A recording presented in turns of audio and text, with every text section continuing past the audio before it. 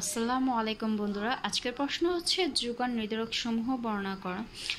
তো দাম ও যোগানের সাথে প্রত্যক্ষ সম্পর্ক বিদ্যমান, যেটা আমরা সবাই কিন্তু জানি। দাম ও যোগান প্রত্যক্ষ সম্পর্ক বিদ্যমান। যেসব বিষয়ের উপর যোগান নির্ভরশীল সেসব বিষয়কে যোগানের নির্ধারক বলে।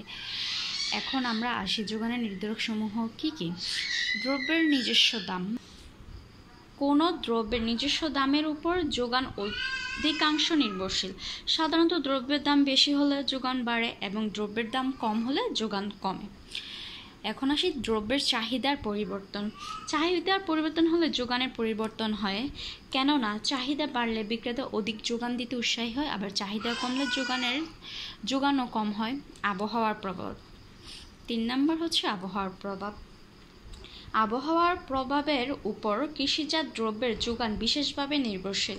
অনুকূল আবহাওয়ায় কৃষিজাত দ্রব্যের যোগান বাড়ে এবং প্রতিকূল আবহাওয়ায় উৎপাদন কমে গেলে যোগান কমে যায়।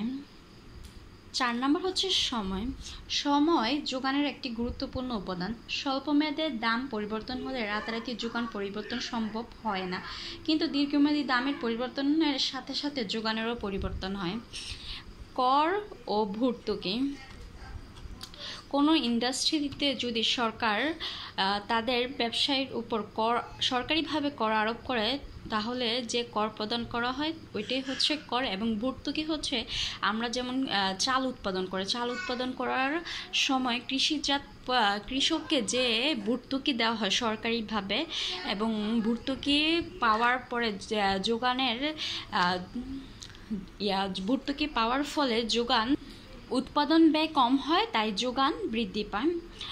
তাহলে আমরা বলতে পারি যে দ্রব্যের বিক্রয়ের উপর কর আরোপ করা হলে তার দাম বাড়ে, ফলে চাহিদা কমে যায়। এমন অবস্থায় যোগান কম হয়। আবার ভর্তুকি প্রদানের মাধ্যমে যোগানের ব্যয় কমলে তার উৎপাদন ব্যয় কম হয় এবং যোগান বেড়ে যায়। এখন আসা যাক বাজারের ভিন্নতা। 6 নম্বরে বাজারের ভিন্নতা বলতে আমরা বলতে পারি যে বাজারে দ্রব্যের যোগান বৃদ্ধি করার প্রয়োজন হয় যে বাজারে ক্রয় বিক্রয়ের পরিমাণ বেশি, সে বাজারে দ্রব্যের যোগান বৃদ্ধি করা প্রয়োজন হয়। আবার যে বাজারে ক্রয় বিক্রয়ের পরিমাণ কম, সে বাজারে দ্রব্যের যোগান হ্রাস পায়।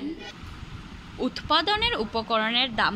উৎপাদনের উপকরণের দাম বাড়লে উৎপাদন খরচ বাড়ে, ফলে একই দামে আগের চেয়েও কম যোগান দেওয়া সম্ভব হয়। এখন আসা যাক যুক্ত যোগান।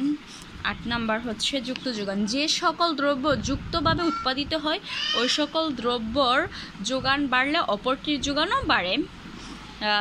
9 নম্বর হচ্ছে যে বিকল্প দ্রব্যের দামের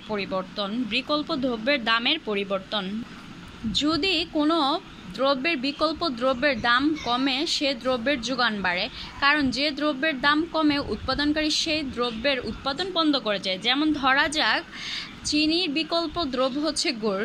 গুড়ের দাম বৃদ্ধি পেলে চিনির যোগান বাড়বে। এখন আসে 10 নম্বরে মুনাফা। সর্বাধিক মুনাফার লোভে উৎপাদনকারী বিশেষ দ্রব্যের অধিক পরিমাণে উৎপাদন ও যোগানে নিয়োজিত হয়। আশা করি আমরা প্রশ্নগুলো বুঝতে পেরেছি এবং কন্ডিশনগুলো ইজিভাবে বুঝিয়ে দিয়েছি। এবং পরবর্তীতে আমার ভিডিওগুলো পেতে হলে আমার চ্যানেলটা সাবস্ক্রাইব করবেন। Thank you.